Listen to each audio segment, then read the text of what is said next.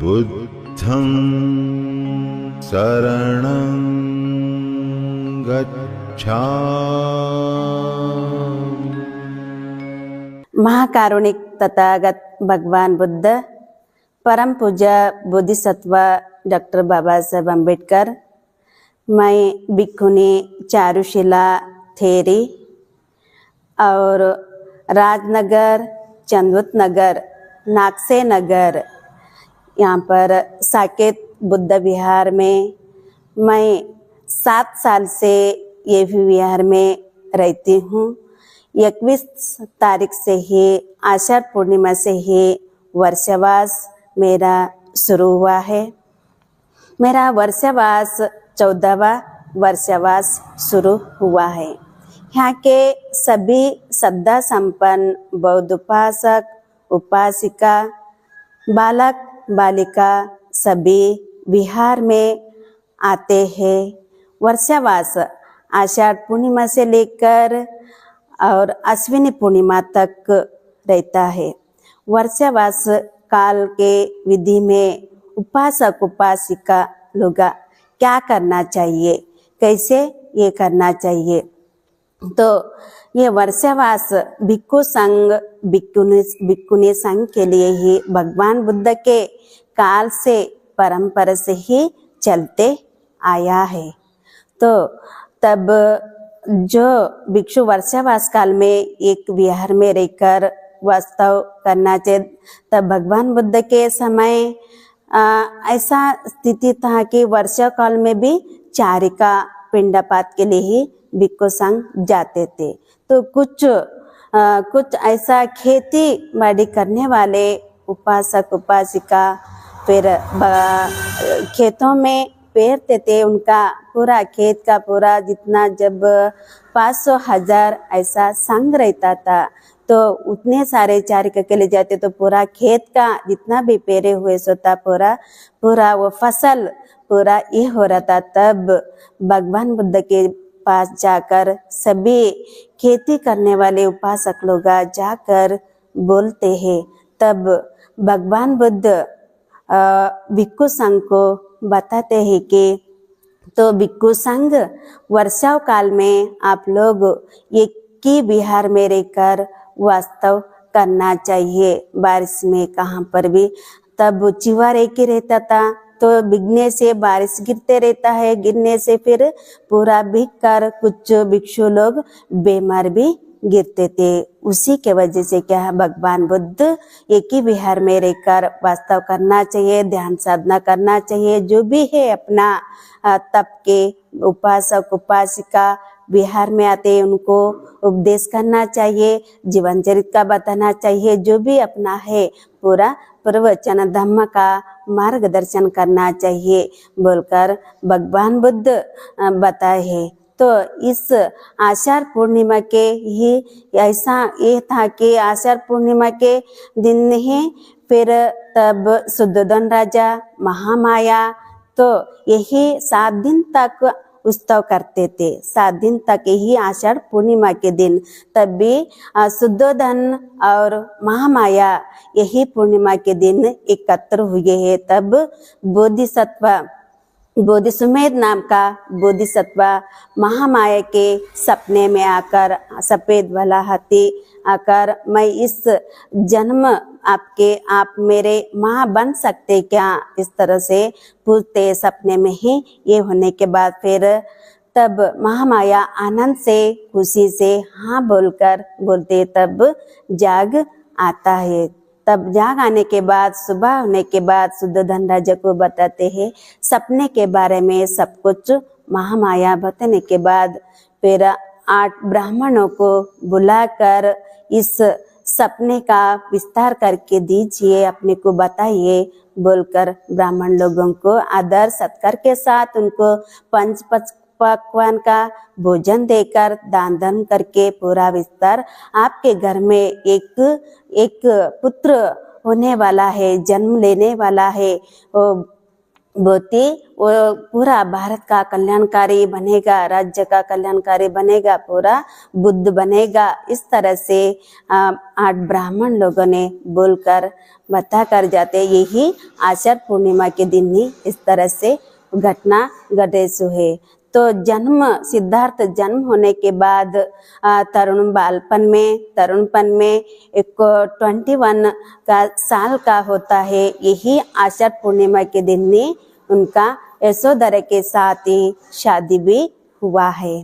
तो शादी होने के बाद उनको एक बच्चा भी राहुल बोलकर उनका बच्चे का नाम वो भी पुत्र प्राप्त हुआ है। तो तब रोहिणी नदी के वजह से शक्य और कोलिया के तो इसमें उनका दोनों के बीच में युद्ध महायुद्ध ये हो गया। तब सिद्धार्थ को गृह त्याग करके जाना पड़ा, अभिश्रम करना पड़ा, क्योंकि पूरा वातावरण बहुत ही यही आषाढ़ पूर्णिमा के दिन ही यही एक घटना घटे सो है। और भिक्खु संघ का भी यही आषाढ़ पूर्णिमा के दिन ही स्थापित हुआ है। संघ उपासकों के लिए न्याय मार्ग के पर उनके कल्याणकारी के लिए सब कुछ जो भी है उपदेश देते हैं संघ, भिक्खु संघ।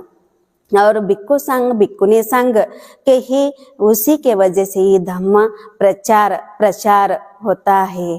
तो उपासकों का कर्तव्य है कि ये वर्षा काल में विहार में जाना चाहिए, संकल्प करना चाहिए। जिस तरह से भिक्खु संघ अधिष्ठान करते हैं उसी तरह से अधिष्ठान करना चाहिए। दररोज हम विहार में जाना चाहिए, पांचशील का पालन करना चाहिए, अष्टशील का पालन करना चाहिए। जितना हो सके उतना इस वर्षा काल में नाना प्रकार का दान देकर, भोजन दान देकर संघ का सेवा करना चाहिए। उपोषद के दिन उपोषद 4 रहते हैं, पूर्णिमा, अमावस्या और अष्टमी अमावस्या पूर्णिमा, ये 4 उपोषद रहते हैं। ये वर्षा काल में हो दर हमें से भी ये उपोषद का धारण करना चाहिए। तो उपोषद के दिन ऐसा नहीं कि उपोषद का धारण है हम किसी से भी बात नहीं करना चाहिए, ऐसा कुछ भी नहीं है। तो हम शील का पालन करना चाहिए, तो हम चोरी नहीं करना चाहिए, झूठ नहीं बोलना चाहिए, ब्रह्मचर्य का पालन करना चाहिए, अविकल में नस्ली चीजों का सेवन नहीं करना चाहिए, अविकल में भोजन नहीं करना चाहिए।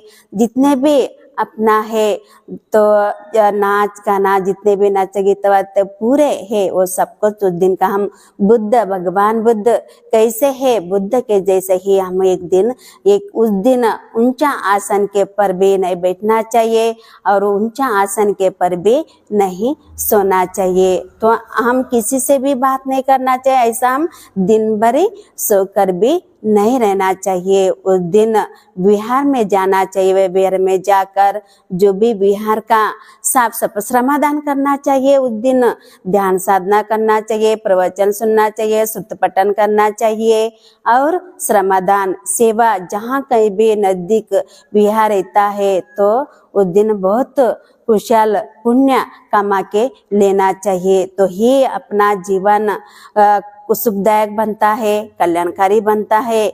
जो भी करते हैं बोले तो के है अपने लिए ही रहता है। संघ का सेवा करना चाहिए, जितना संघ का सेवा करेंगे उतना अपना जीवन सुखदायक है। तो पूर्वी में भी इस तरह से विहार में ही जाते थे। सभी लोग जहाँ कहीं भी नजदीक रहता है विहार में जाने का हम प्रयास करना चाहिए, जितना हो सके उतना प्रयास करना चाहिए। मार्ग के पर हम चलने का प्रयास करना चाहिए।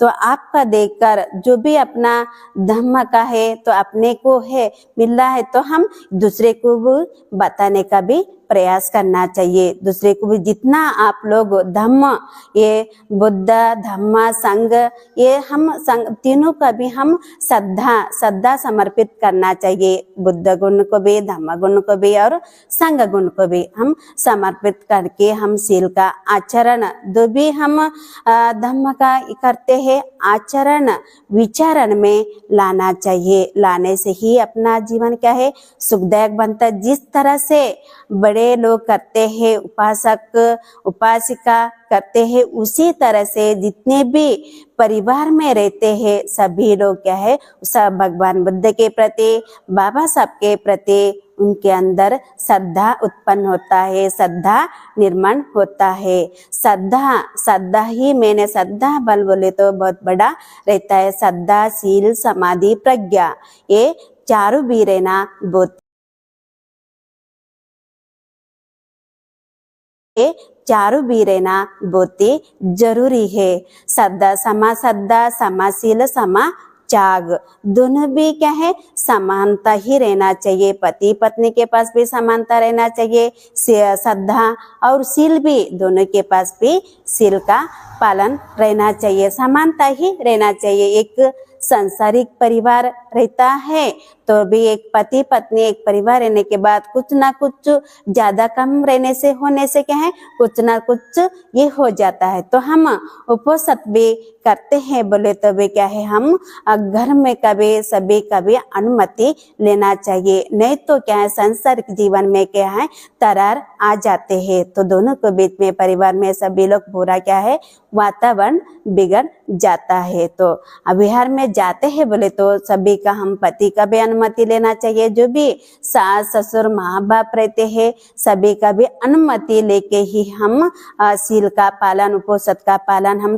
अधिष्ठान करना चाहिए। नहीं तो समा एक जैसा रहने से ही ये होता है। समा श्रद्धा पति के पास जितने भी परिवार वाले हैं उनके पास सभी के पास समा श्रद्धा रहना चाहिए और समा शील भी रहना चाहिए। दोनों के पास भी शील का पालन करना चाहिए, विहार में भी जाना चाहिए। तो ये एक समानता रहने से ही ये सुखदायक बनता है। समाचाग तो भी हम भिक्षु संघ को बिहार में जाते हैं, जो कुछ भी आप लोग कुछ प्रोग्राम रहने से कुछ भोजन दान देना है तो भी एक दो दिन पहले ही जाकर बताते हैं। तो वहाँ पर घर वाले किसी का श्रद्धा रहता है किसी का नहीं बोलते हैं, किसी बोलना चाहिए भोजन दान देना चाहिए, संघ को बुलाकर भिक्षु भिक्षुनी को संघ को बुलाकर इस तरह से, लेकिन कोई न को बोलते। लेकिन वहां पर समा एक समानता त्याग बोले तो त्याग तो अपना ये मेरा नहीं है बोलकर त्याग करके वो दान देना चाहिए। तो ही ये तीनों भी समा परिवार में एक समानता रहने से ही वहां पर एक परिवार में के दोनों के बीच में भी कुछ भी तरार कुछ भी दिक्कत संकट नहीं होता। तो नहीं रहने से बहुत ही अभी हम जो भी है सहन करना चाहिए, जो कुछ भी रहता है करे तो ही अपना जीवन क्या है सुखदायक कल्याणकारी बनता है। जिस तरह से माँ बाप करते हैं तो बच्चे के ऊपर भी संस्कार गिरते हैं, तो आगे चलकर भी क्या है वो भी उसी तरह से ही वो परंपरा ही चालू ही रहता है। तो हम करना चाहिए। जिस तरह से आप लोग बिहार में जाते हैं तो एक दूसरे को देखकर वो बिहार में आते हैं, हमको मिल रहा है धम्म, तो धम्म मिल रहा है बोले तो हम सभी को बताना चाहिए, सभी को एक दूसरे को परिवर्तन करना चाहिए। एक दूसरे को जो भी हम कार्य करते हैं धम्म का कार्य करते हैं बिहार में जाते हैं तो हम एक दूसरे को बताकर बिहार में लेके आना चाहिए। तो ही क्या है बहुत तो जितना आप लोग धम्म को बताएंगे उतना क्या है बहुत ही पुण्य का प्रतिफल है। जितना आप लोग दूसरे को बताएंगे, दूसरे के प्रति मंगल मैत्री करेंगे, दूसरे के प्रति बुद्ध धम्म संघ का गुण बताएंगे उतना बहुत ही पुण्य का प्रतिफल है। जितना इसी तरह से पूर्व में भी इस तरह से करते आ रहे, अभी भी करते आ रहे हैं, आगे भी ऐसा ही करते ही जाएंगे। तो चार आर्य सत्य जान के लेना चाहिए, अष्टांगिक मार्ग जान के लेना चाहिए। तो बिहार में जाने से ही आप लोगों को सब कुछ मालूम होता है। तो विहार में जाना भी चाहिए। घर पर भी भिक्खु संघ भिक्खुनी संघ इस वर्षा विधि में तो जितना हो सके उतना घर पर बुलाने का प्रयास करना चाहिए। तो आप लोगों को मालूम नहीं है तो भी क्या है, भिक्खु आए सो भिक्खुनी आए सो आप लोगों को बताते हैं। नहाने के बाद कैसा वंदन करना चाहिए, कैसा भोजन देना चाहिए, ये सब कुछ बिहार में जाने से ही बौद्ध धर्म का संस्कृति आप लोगों को मालूम होता है। तो नया नया रहने के बाद किसी को भी डर लगता है, तो ऐसा डरने का नहीं है, वो खुद होकर बोलते हैं तो हम धीरे धीरे वो डर भी चले जाते हैं। भिक्खु संघ के सहस रहने के बाद, भिक्खुनी संघ के सहस में रहने के बाद वो सबको धीरे धीरे धीरे क्या है परिवर्तन हो जाता है। तो हम साहस में रहना चाहिए, जितना रहेंगे जो भी रहता है बोले तो विहार में जाना चाहिए। विहार में संकट दिक्कत अपने सांसारिक जीवन में ज्यादा से ज्यादा दुख है माने तो ये सुख है ना। जो भी अपने देखो सांसारिक जीवन जो भी आता है सडन में हम कभी भी गलत निर्णय भी नहीं लेना चाहिए, चित्त में नहीं लेना चाहिए। तो उसी के वजह से बिहार में जाने से जितना भी अपना सांसारिक जीवन में रहता है बिहार में जाने से वो सब कुछ क्या है परिहार मिलता है। उससे क्या है कुछ ना कुछ भिक्खु रहता है, भिक्खुनी रहते हैं वहां पर, तो उनका सजेशन आप लोगों को बताते हैं। इस तरह से नहीं, इस तरह से करना चाहिए। कभी भी कितना भी बड़ा अपने जीवन में हो गए तभी कभी भी अकेला आगे कदम नहीं उठाना चाहिए। हम सोच समझ कर आगे पीछे विचार करना चाहिए। विचार करके ही हम कहाँ तो एक जगह बिहार में जाकर 1 घंटे के लिए तो हम बिहार में जाकर शांत से बैठना चाहिए। तो ही उसका नहीं तो सडनली चित्त में क्या है आजकल क्या है बहुत सारा क्या है चित्त में सडनली कुछ ना कुछ होने से अभी तरुण पीढ़ी रहते हैं, उपासक उपासिका कॉलेज के लड़के लड़कियां रहते हैं, वो सभी क्या है कुछ ना कुछ होने से अभी एग्जाम भी लिखे तो भी उसमें मार्क्स भी कम रहे तो भी क्या है सडन में क्या है चित्त में गलत विचार लाते। कभी भी गलत विचार चित्त में नहीं लाना चाहिए। उसका सॉल्यूशन रहता है जीवन क्या है एक ही बार मिलता है, बार बार तो नहीं मिलता। उस जीवन का हम कभी भी व्यर्थ जाने नहीं देना चाहिए। उसको हम वो जीवन को क्या हम जन्म लेते लेते क्या है मनुष्य का जीवन मिला है, तो कहाँ तो जाकर उसका उदाहरण अभी माँ बाप रहते हैं, माँ बाप को बताना चाहिए। अपने धर्मगुरु रहते हैं, भिक्खु रहते हैं, भिक्खुनी रहते हैं, बिहार में जाना चाहिए, उनको बताना चाहिए, उसका मार्गदर्शन करते हैं।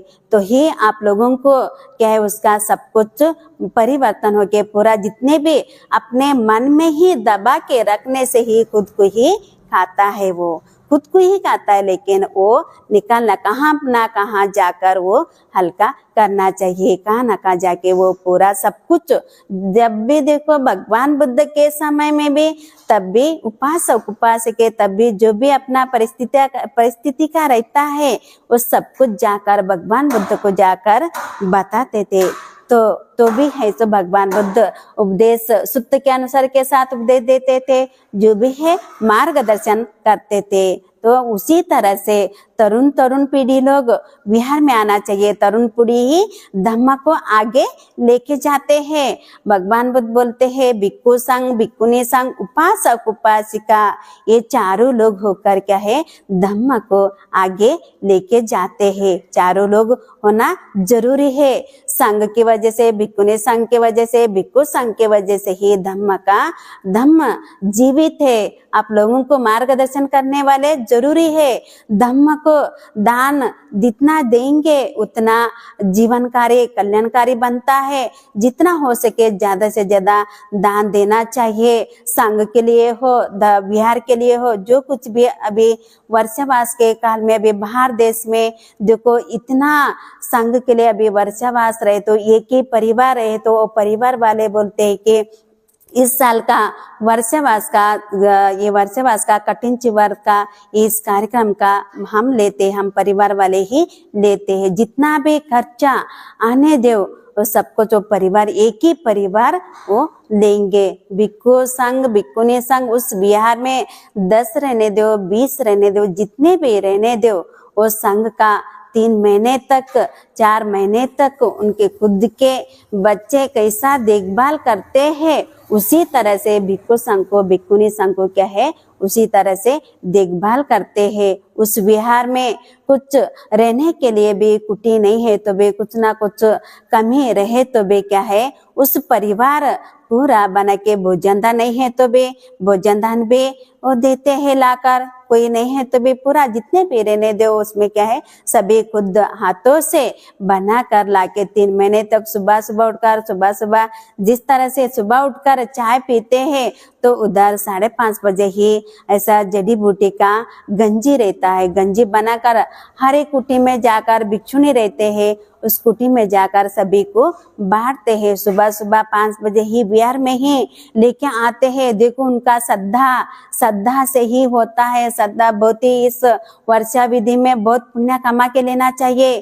क्यों बोले तो बचपन से ही धम्म जानते हैं, क्योंकि बचपन से ही विहार में जाते हैं। वो छोटे हैं जब से ही उन्होंने क्या है, विहार में जाने से धम्म का इतना मालूम है कि बोलते कहीं में भी अपना मुक्ति नहीं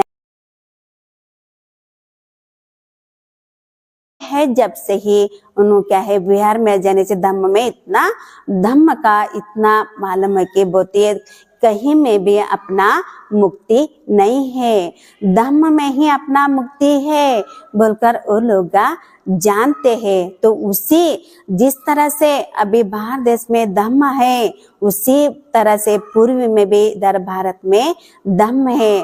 भारत से ही बाहर लेके गए सो ये धम्म, लेकिन वो लोगों ने संभाल कर रखे हैं, धम्म को जीवित रखे हैं।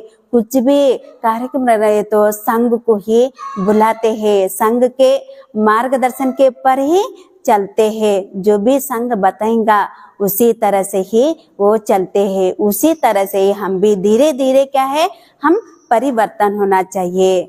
धम्म के मार्ग के पर संघ के सहस में रहना चाहिए, तो ही क्या है, हम धम्म के इतना पवित्र का धम्म है तो क्या है, सबको मालूम है, सभी को मालूम है कैसा परिस्थिति था, कैसा गंभीर परिस्थिति था पूर्व का। तो क्या है, ये सब कुछ मिला है, शांति का धम्म, श्रेष्ठ का धम्म मिला है बोले तो क्या है, बाबा साहब के वजह से ये आजकल बहुत सारे अभी मैं कहाँ पर भी जाती हूँ तो, लेकिन आचरण विचरण लाने वाले बहुत कम है। श्रद्धा संपन्न लोग बहुत कम है। बहुत सारे बोले तो अंधश्रद्धा में ही डूबे सो। जितने भी ऑफिसर लोग, डॉक्टर है, वकील है, जितने भी बड़े बड़े हैं, वो सभी लोग क्या है, अंधश्रद्धा में ज्यादा से ज्यादा है, बहुत कम है। श्रद्धा संपन्न बोले तो बहुत कम है।